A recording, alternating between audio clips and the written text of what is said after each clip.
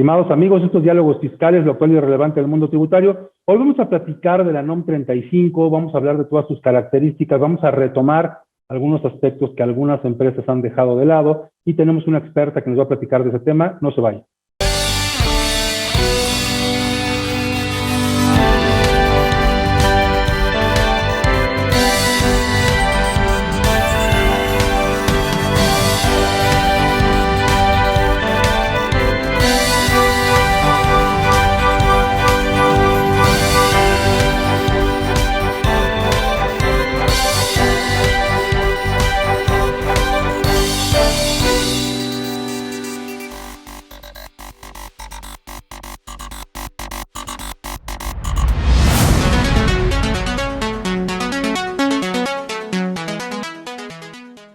Bien, pues como comentamos en la introducción de este programa, hoy vamos a platicar de la NOM 035, de los factores de riesgo psicosocial al interior de las empresas, y tenemos una experta que nos va a platicar del tema, la maestra Emily Sutro Antonio, a quien le agradezco nuevamente que nos acompañe. Emily, muchas gracias por estar con nosotros.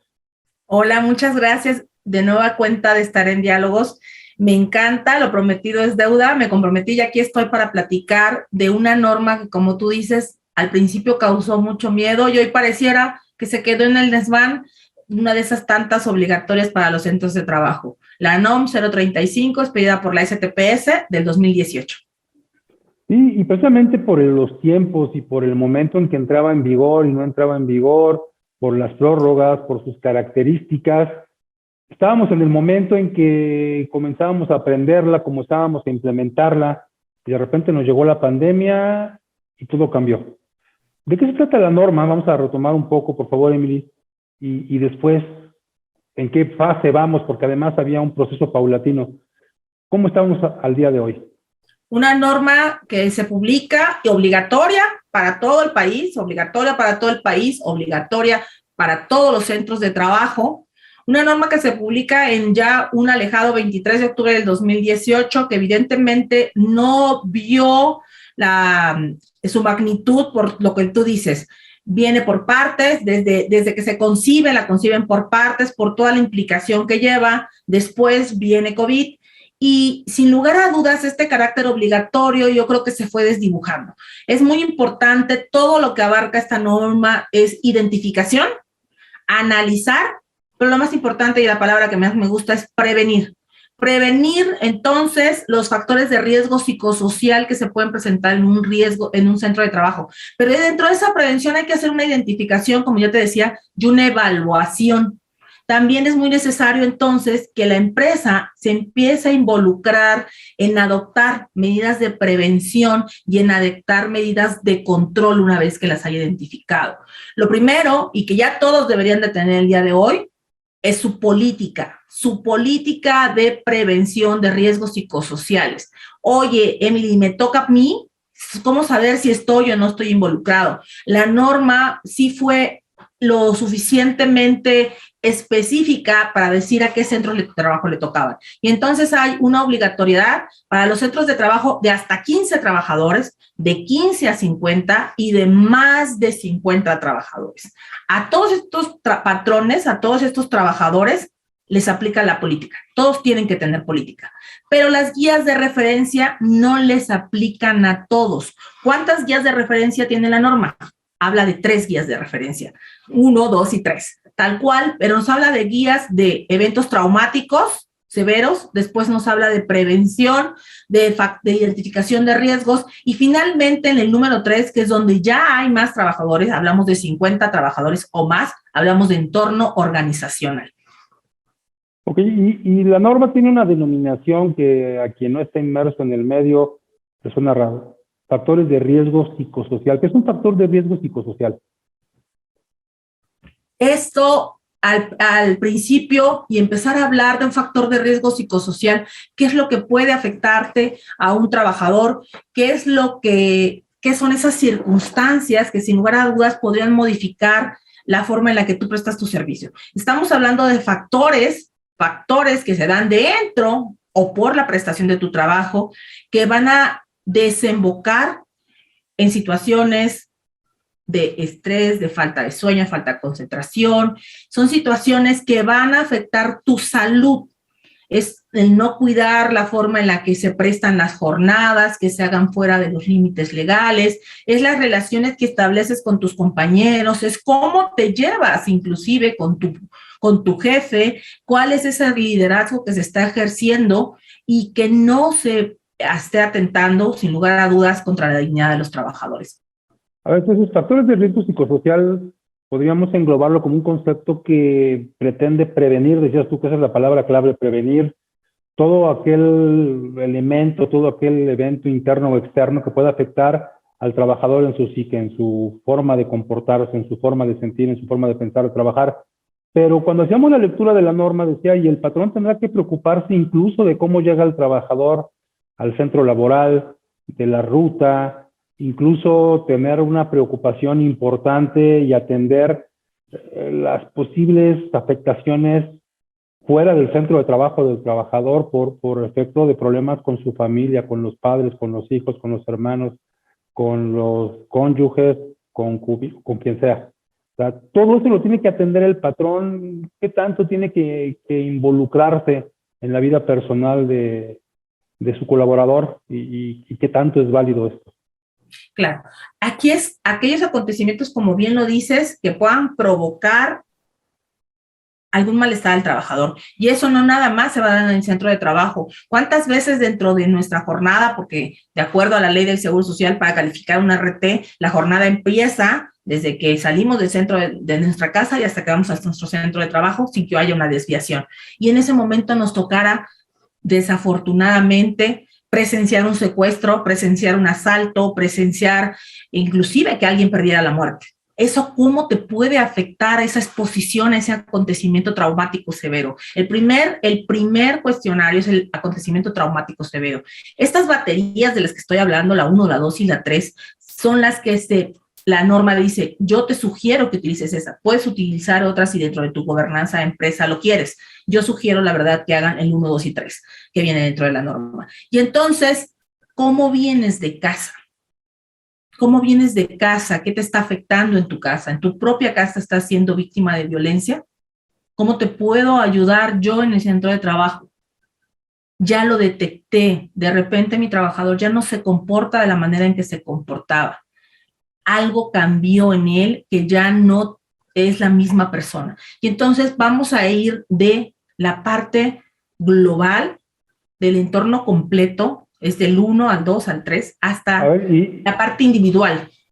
Pues hablar de normas oficiales mexicanas es hablar de obligatoriedad y por lo tanto todo lo que derive de este tipo de conceptos se convierte en un gasto estrictamente indispensable, que es la parte donde a lo mejor vinculamos el tema con lo tributario. Todo lo que gastemos es deducible. Pero decías, hay que partir de conceptos globales, hay que partir de un concepto de comprensión del trabajador y creo que hoy es así, hoy conviven en los centros de trabajo 2 o 3 generaciones diferentes, las cuales reaccionan al entorno y al interior de forma diferente totalmente. Lo que a unos los estresa, a los otros les parece algo cotidiano y lo que a unos les parece cotidiano, los otros lo ven diferente. Hay incluso una lucha conceptual por apreciar la vida de forma diferente. ¿Cómo entiende un patrón hoy ese entorno laboral y además cómo cumple con la norma si conceptos o si acciones que tradicionalmente se llevaban a cabo al interior de las empresas pudieran ser tan normales para unos y pudieran ser estresantes para otros? Hablabas de las baterías. ¿Cómo pueden ayudarnos esas baterías, esos cuestionarios, ese reconocimiento de los trabajadores para que en la práctica hagamos un clima laboral mucho más confortable y que precisamente cumpla con los parámetros de la norma? Ok, me decías, ¿cómo lo debe de tomar el patrón? Lo debe de tomar desde los lentes de la inclusión, y desde los lentes de la inclusión es la forma en la que vamos a poder llegarle a esta norma también. En que somos tan distintos los trabajadores, hablabas de situaciones de generaciones, ¿cuántas generaciones en el mismo centro de trabajo? ¿Cuántas distintas personas en un centro de trabajo? Pero al final del día tenemos algo en común, somos seres humanos con emociones, seres humanos que reaccionamos, sí, de verdad, de manera diferente ante condiciones de ambiente de trabajo, que a lo mejor tú y yo que estamos contemporáneos, vamos a decirlo así, estábamos acostumbrados a un liderazgo donde a lo mejor nos podían alzar la voz y no pasaba absolutamente nada, pero las generaciones de ahora ya no, y también estaban acostumbrados a otro tipo de cargas de trabajo. Aquí de lo que vamos a hablar en estas baterías lo que se evalúa es que las condiciones en el ambiente que tú prestes el trabajo sean las óptimas, que las cargas de trabajo en realidad correspondan a tus fuerzas físicas, que el control sobre el trabajo no se trate de un acoso o un hostigamiento hacia el trabajador, hablar de jornadas que excedan lo inhumano, de hablar de interferencia de la relación entre el trabajo y la familia, permitirte el desarrollo con tu familia, permitirte la desconexión. Los liderazgos negativos van a quedar atrás. Yo hace poco publicaba, se trata de ser un líder, no se trata de ser un capataz o de ser un jefe. Entonces, esas relaciones negativas, ¿cuál es el trabajo, el día a día con tus compañeros de trabajo? Y sin lugar a dudas, la cereza del pastel, la violencia laboral.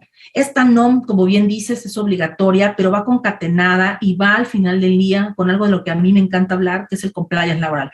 Artículo 132, fracción 31 de la Ley Federal del Trabajo, que cita la obligatoriedad de patrón y trabajadores establecer protocolos para prevenir discriminación, violencia laboral, acoso, hostigamiento y trabajo infantil.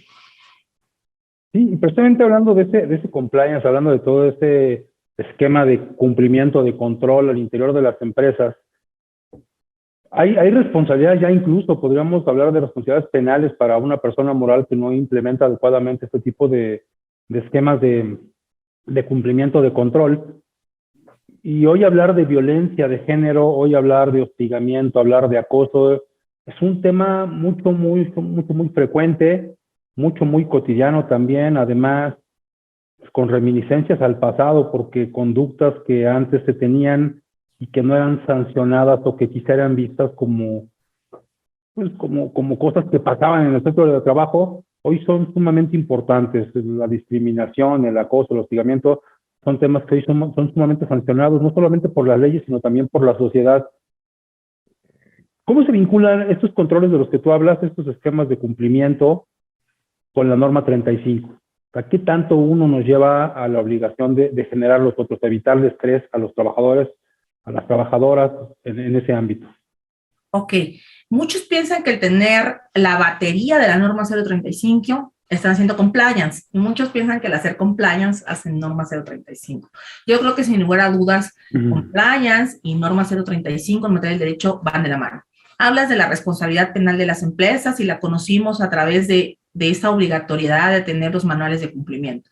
Ya la tenemos reflejada en nuestra ley. Otra de las situaciones que va a cambiar a raíz de esta nueva forma de hacer las cosas, que es respecto a los derechos laborales, en los derechos humanos laborales, es sin lugar a dudas que los trabajadores van a tener la posibilidad de activar canales de denuncia. Antes en derecho del trabajo no pasaba de más allá de una indemnización.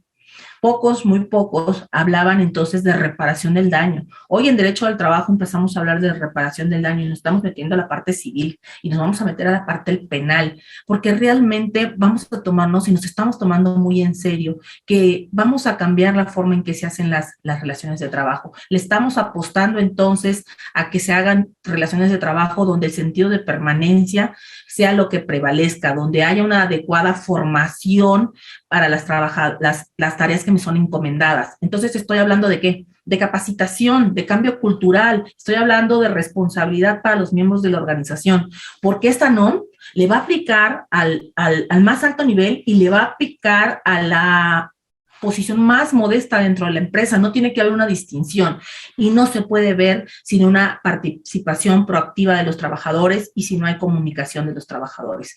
Hablar inclusive de distribución de cargas adecuadas nos va a hacer ver cómo los trabajadores al final del día faltan menos. Hablar de limitar la incidencia, de prevenir la violencia, vamos hasta al final del día a ver que va a haber menos ausentismo, vamos entonces a ver que va a haber menos rotación de personal. Al final del día, una norma que es totalmente humana sí va a tener muchos beneficios en materia empresarial, porque cuando tengas una mano de obra realmente contenta, realmente dentro del sentido de pertenencia, va a cuidar su propio centro de trabajo. Entonces, ese es el nuevo reto.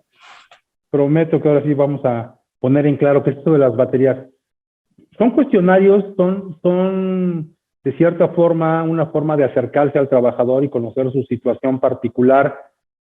Se le tiene que aplicar a distintos niveles, a distintos tipos de trabajadores.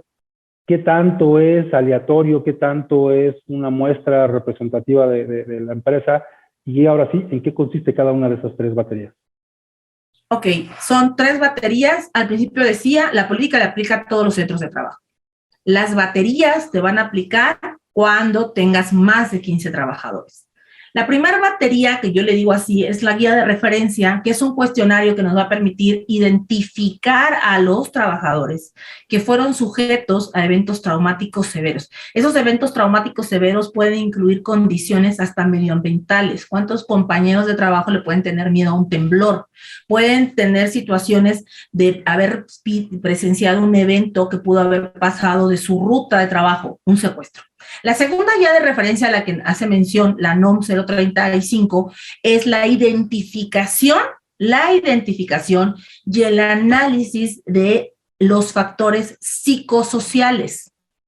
Y finalmente, la última, que es la guía de referencia 3, que solo le aplica a los trabajadores, a los centros de trabajo que tengan más de 50 trabajadores, es la identificación y análisis de los factores psicosociales y, aquí es la diferencia, y evaluación del entorno organizacional en los centros de trabajo. La última guía de referencia a que hace mención la norma es la política de prevención, que hoy todos los centros de trabajo la tienen que tener expuesta, visible, pública. Y dentro de esa guía de referencia, ¿qué viene? Viene mi declaración como patrón. ¿A qué me comprometo contigo como trabajador?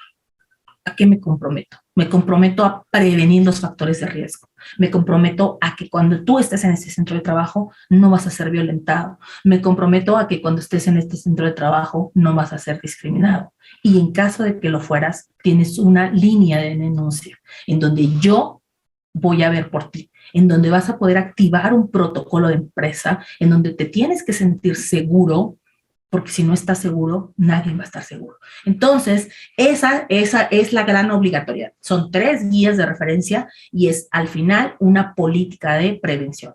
Es a lo que se están enfrentando. ¿Quién lo va a inspeccionar? Inspector de la STPS. ¿Cómo lo puede hacer? Tú ya no lo sabemos. Pueden ser de 2 formas. Aleatoriamente o bien a través de una denuncia anónima que se haga del centro de trabajo, porque ahí se está haciendo, imagínate, y hablabas de una situación reputacional, porque ahí no se respetan los derechos humanos laborales, porque en ese centro de trabajo hay violencia laboral, porque en ese centro de trabajo no se promociona un entorno organizacional favorable, porque no se dan las condiciones para una prestación adecuada del servicio, porque no hay cultura de trabajo digno y decente. Entonces, la verdad es que atrás se quedó esa situación de que aquí está tu salario y yo ya cumplí contigo. Esas son las responsabilidades. Creo que en la tienda de raya, hoy no. Hoy el derecho al trabajo cambió la forma de hacer derecho al trabajo, el propio derecho al trabajo cambió y cambiaron las personas. Porque antes de ser trabajadores, insisto, somos personas. Sí, claro, y eso es algo que debemos considerar incluso al momento de asignar tareas, al momento de repartir cargas entre los trabajadores, trabajadoras y toda la gente de los centros de trabajo.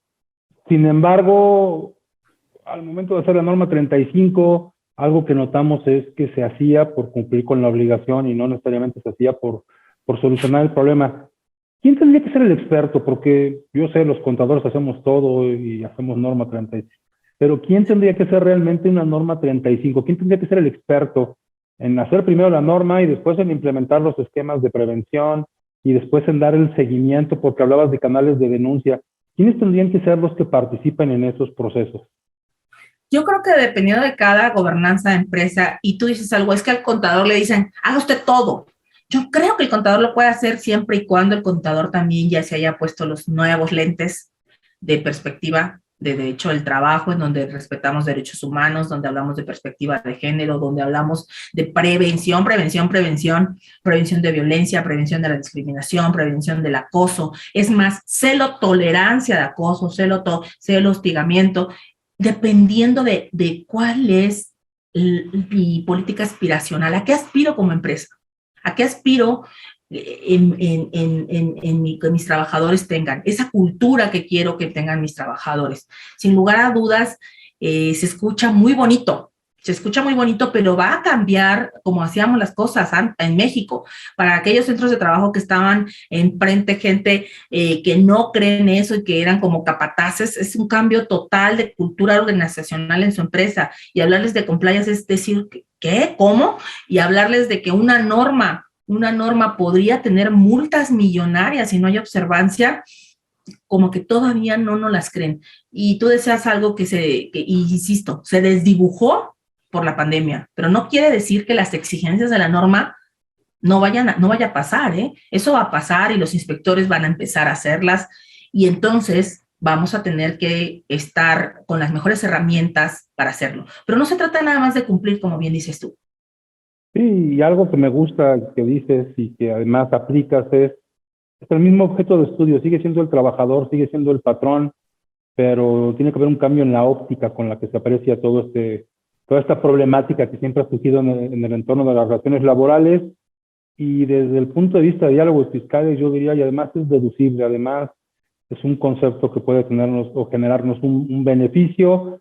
Evidentemente contratar expertos como tú debe tener un costo que además es deducible. ¿Dónde te pueden encontrar, Emily, tú que estás tan inmersa en todo este proceso y que además pues algo que puedes aplicar en las empresas, que debes aplicar en las empresas? Estoy totalmente de acuerdo contigo. ¿Dónde te podemos encontrar, Emily? Muchas gracias. Pues yo, tal y como en las redes sociales, en la vida real, soy Emily Sutro, así estoy en todas mis redes, en Facebook, en Insta, en LinkedIn, en Twitter, Emily Sutro, así me encuentran. Y será un gusto de verdad poder coincidir con ustedes para seguir haciendo una nueva cultura del derecho del trabajo. Gracias por abrirnos los micrófonos de diálogos fiscales. Yo sé que el fuerte aquí son los números, pero antes que los números, recordemos que están los trabajadores, que está el factor humano, porque al final del día, quien hace esa labor, afortunadamente hasta hoy, somos humanos. Al momento que seamos desplazados, como dicen por ahí, sálvese quien pueda, vamos a aprovechar entonces para que esos medios ambientes laborales realmente procuremos que sea una situación de trabajo digno y decente. Yo siempre digo que esta cruzada que me inicié yo solita, la hago porque sí espero y aspiro a que mis hijas, cuando les toque trabajar, que ya no falta mucho para la mayor, se encuentre con un buen ambiente de trabajo, que le guste ir a trabajar, no que deba de ir a trabajar. Sí, además que lo propicie, y totalmente de acuerdo, a los números hay que ponerles, a las cantidades hay que ponerle calidades, y creo que esto es parte importante en el centro de trabajo. Emily, muchas gracias también a la gente que nos acompañó otra vez en Diálogos Fiscales. Los esperamos la siguiente semana, Diálogos Fiscales, lo actual y relevante del mundo tributario. Hasta la próxima. Gracias, Emily. Hasta la próxima. Bonita noche. Buenas noches.